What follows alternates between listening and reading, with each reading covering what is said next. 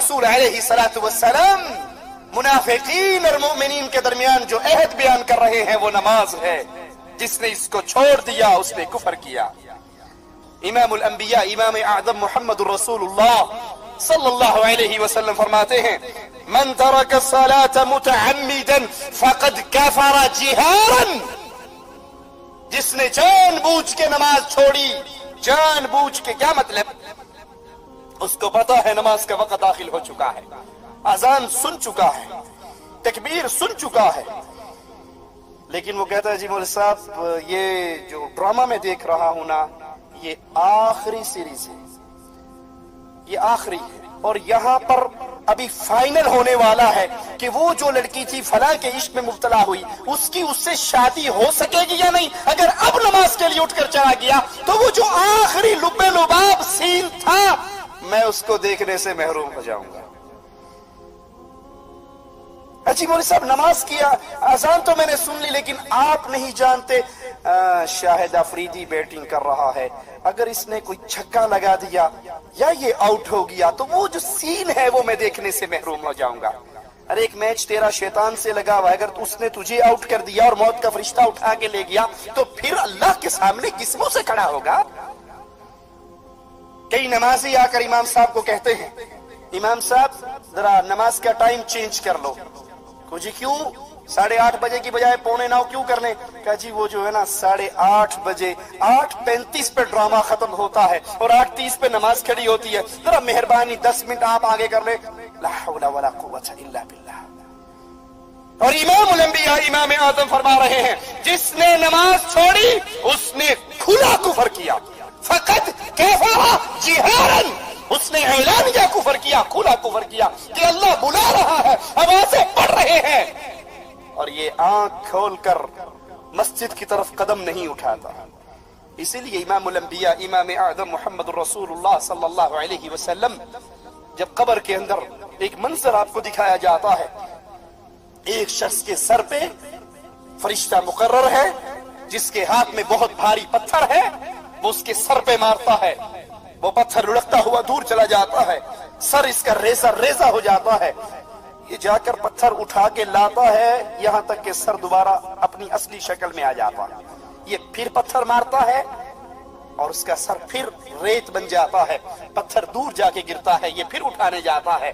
جبرائیل کہتا ہے یا رسول اللہ صلی اللہ علیہ وسلم قیامت کے قیام تک اس کے ساتھ یہی ہوتا رہے. پوچھا یہ کون ہے؟ یہ کون ہے؟ یہ کون ہے؟ اللہ تجھے تیری رحمت کا واسطہ ہمیں اس بد نصیب کے ساتھ نہ بنانا، ہمیں اس بد نصیب کی جماعت میں شامل نہ فرمانا.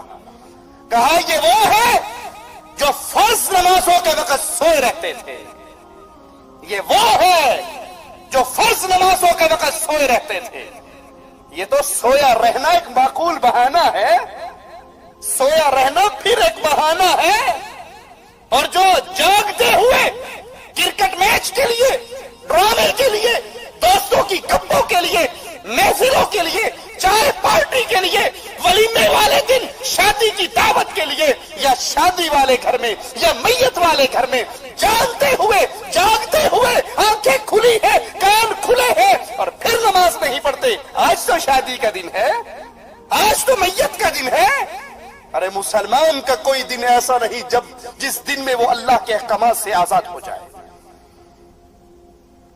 امام الانبیاء قائد اعظم محمد رسول اللہ صلی اللہ علیہ وسلم جنگ کے موقع پر کافروں کے ایسے گھیرے میں آئے کہ نماز پڑھنا ناممکن بن گیا، وقت نکل گیا.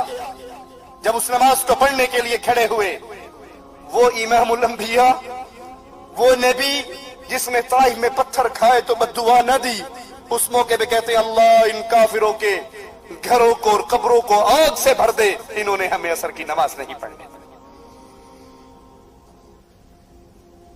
یہ اس کے ساتھ سلوک ہے جو فرض نماز کے وقت سو رہا ہے، جس کی روٹین یہ ہے، جس کی عادت یہ بن چکی ہے. اور جو جاگتے ہوئے نمازوں سے غافل ہو جائے، ابن مسعود رضی اللہ عنہ وارضا فرماتے ہیں من ترک الصلاة کفر، جس نے نماز چھوڑی اس نے کفر کیا. جابر بن عبداللہ رضی اللہ عنہ وارضا فرماتے ہیں من لم یصلی فہو کافر، جو نماز نہیں پڑھتا وہ کافر ہے۔ اصحاب رسول علیہ الصلوۃ والسلام، ان کے نزدیک کسی عمل کے ترک کرنے پر کفر کا اجماع نہ ہوا تھا سوائے نماز کے۔ تمام صحابہ اس بات پر متفق تھے کہ جو نماز کا تارک ہے وہ کافر ہے، نماز کے علاوہ کسی اور عمل کے ترک پہ کفر کا فتویٰ نہیں دیتے تھے۔ ابو ہریرہ فرماتے ہیں رضی اللہ عنہ وارضاہ، كان اصحاب رسول الله صلى الله عليه وسلم لا يرون شيئا من الاعمال تركه كفر غير الصلاة۔ نبی کے صحابہ کسی عمل کے ترک پہ کفر نہیں سمجھتے تھے سوائے نماز کے، نماز کے ترک پہ وہ بھی کفر جانتے تھے۔ مجاہد نے جابر بن عبداللہ رضی اللہ عنہ وارضاہ سے سوال کیا کہ نبی کے زمانے میں صحابہ کے نزدیک اعمال میں سے کفر اور ایمان کے درمیان فرق کرنے والی کیا چیز تھی؟ وہ کیا چیز تھی جس کو دیکھ کر یہ فرق ہوتا تھا یہ مومن ہے یہ کافر ہے؟ صحابی رسول جابر بن عبداللہ فرماتے ہیں وہ چیز نماز تھی، ہم نماز کو دیکھ کر فیصلہ کیا کرتے تھے۔ جو نماز کا تارک ہے یاد کر لیجئے وہ بے دین ہے، اس کا دین میں کوئی حصہ نہیں ہے۔ امام الانبیاء فرماتے ہیں لا دین لمن لا صلاۃ لہ، جس کی نماز نہیں اس کا دین نہیں۔ یہ رٹا لگانے والوں من قال لا الہ الا اللہ دخل الجنہ، جو کلمہ پڑھے گا جنت میں جائے گا۔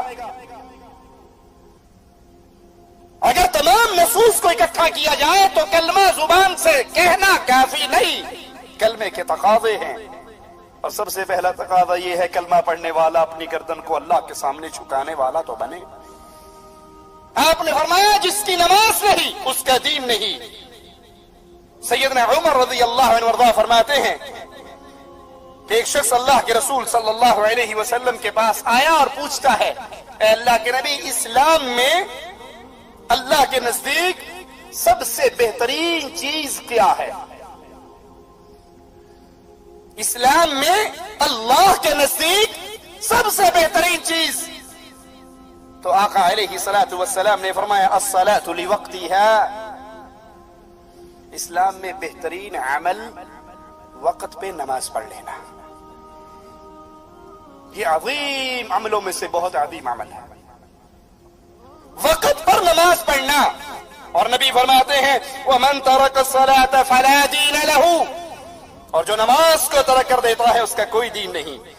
ابو درداء رضی اللہ عنہ وارضاہ فرماتے ہیں لا ایمان لمن لا صلاة له، یہاں دین کا انکار ہوا تھا کہ اس کا دین نہیں، اور ابو درداء کیا فرماتے ہیں لا ایمان لمن لا صلاة له، جو نماز نہیں پڑھتا اس کا ایمان نہیں ہے، اس کے ایمان کی کوئی قیمت نہیں جو شخص نماز ادا نہیں کرتا۔ سیدنا عمر رضی اللہ عنہ وارضاہ فرماتے ہیں تارک نماز کا اسلام میں کوئی حصہ نہیں ہے، نماز کے تارک کا اسلام کے اندر کوئی حصہ نہیں۔ اور سیدنا عمر منبر پر فرمایا کرتے تھے لا اسلام لمن لم یصلی، جو نماز نہیں پڑھتا اس کا اسلام نہیں۔ دین کے انکار کی بھی حدیث سن لی آپ نے، ایمان کے انکار کی بھی حدیث سن لی، اور سیدنا عمر کا قول فرماتے ہیں لا اسلام لمن لم یصلی، جو نماز نہیں پڑھتا اس کا اسلام بھی نہیں ہے، ایمان کا بھی انکار ہے، دین کا بھی انکار ہے، اور اسلام کا بھی انکار ہے۔ نماز پڑھ لو ٹھیک ہے، نہ پڑھو کوئی حرج نہیں، یہ فکر شیطان کی فکر ہے، رحمان کے ماننے والوں کی زندگی کا یہ طرز نہیں ہوا کرتا۔ عبادہ بن صامت فرماتے ہیں اوصانا رسول اللہ صلی اللہ علیہ وسلم، ہمیں اللہ کے رسول صلی اللہ علیہ وسلم نے وصیت کی چند باتوں کی، اور وہ باتیں کیا ہیں؟ لا تشرکوا باللہ شیئا، اللہ کے ساتھ شرک نہ کرنا، اللہ کے ساتھ شرک نہ کرنا، ولا تترکوا الصلاة عمدا، جان بوجھ کے نماز نہ چھوڑنا۔ دو مطلب ہے جو اس جان بوجھ سے نکل جاتا ہے، کیا معنی؟ ایک شخص سو گیا اور نماز کا وقت گزر گیا، یہ سویا ہوا ہے، جب اٹھے گا وہی اس کی نماز کا وقت ہو، بشرطی کہ یہ روٹین وہ فلم دیکھتا ہوا رات کو 2 بجے نہ سوئے کہ روز فلم دیکھتا ہوا 2 بجے ہی سوتا ہے تو اب روز 9 بجے اٹھ کے نماز پڑھے گا. اگر کبھی سویا رہ جائے تو جب اٹھے گا وہ اس کی نماز کا وقت ہے, اس نے جان بوجھ کے نہیں چھوڑی. دوسرا, انسان نماز پڑھنا بھول جائے, کسی ایسے مسئلے میں پریشان ہے, ذہنی طور پہ اسے یاد ہی نہیں رہا کہ میں نے عصر پڑھی ہے یا نہیں پڑھی, میں نے مغرب پڑھی ہے یا نہیں پڑھی, وہ بھول گیا. اب جب اسے یاد آ جائے یہ اس کی نماز کا وقت ہے. اس کے علاوہ جو کوئی شخص نماز چھوڑتا ہے اسے یاد بھی ہے, وہ جاگ بھی رہا ہے, اب کوئی عمل ایسے کام میں مشغول ہے کہ نماز کو ترک کر رہا ہے, وہ جان بوجھ کے نماز چھوڑ رہا ہے. اور نبی کیا فرماتے ہیں, فمن ترکها عمدا متعمدا فقد خرج من الملہ, جو جان بوجھ کے عمدن قصدن نماز کو ترک کرتا ہے وہ ملت اسلام سے خارج ہو جاتا ہے. بشمار دینی تعلیمی ویڈیوز دیکھنے کے لیے ہمارا چینل سبسکرائب کیجیے.